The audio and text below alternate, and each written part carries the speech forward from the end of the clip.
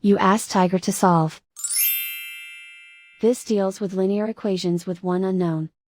The final result is x equals 12. Let's solve it step by step. Group all constants on the right side of the equation. Add 12 to both sides. Simplify the arithmetic.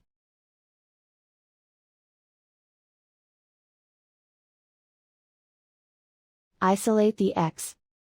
Divide both sides by 4. Simplify the fraction. Find the greatest common factor of the numerator and denominator. Factor out and cancel the greatest common factor. And so the final result is x equals 12.